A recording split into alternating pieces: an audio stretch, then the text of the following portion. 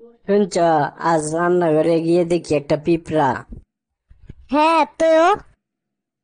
আমি কিছু চিনি পিঁপড়াটার সামনে দিলাম, আর ও খাওয়া শুরু করে দিল। তারপর? হঠাৎ দেখি সে খাওয়া ছেড়ে দিয়ে তার দলের কাছে চিনির খবরটা দিতে গিয়েছে। ভেরি ইন্টারেস্টিং তো। তারপর? আর এই সুযোগে আমি চিনিগুলো সরিয়ে ফেলি। ও মা, তুমি এমন করলে কেন?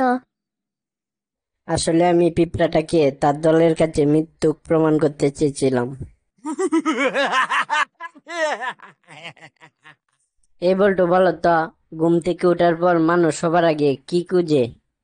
কাজ শিশুরা মা খুঁজে, ছেলেরা বউ খুঁজে, মেয়েরা জামাই খুঁজে, আর আমি মোবাইল খুঁজি।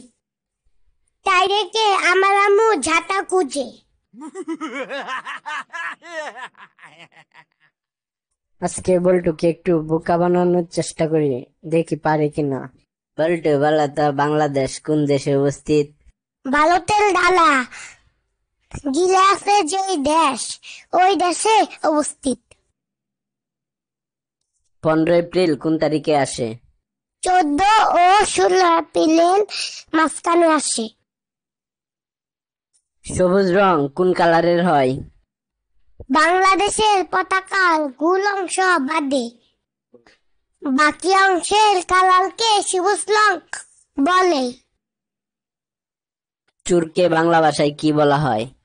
বাংলা ভাষায় চুলকে বিভিন্ন নামে বলা হয়, যেমন তস্কর, চুলা ইত্যাদি। কবি নজরুলের কবরে কাকে দাফন করা হয়েছে?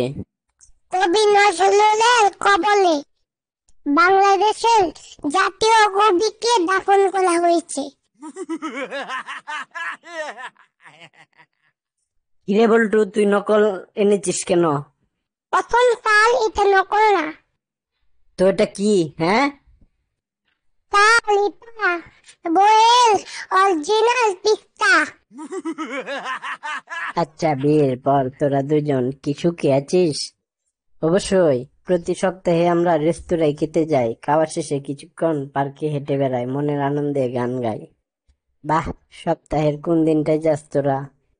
ও যায় বুধবার আর আমি শুক্রবার।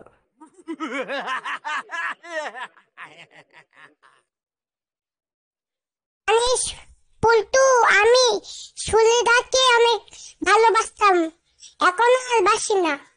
কেন? মেয়েটা কানে কম শুনে, কি করে বুঝলি? আমি ওকে বললাম আমি তোমাকে ভালোবাসি, আলো বলল আমার পায়ে স্যান্ডেলটা নতুন।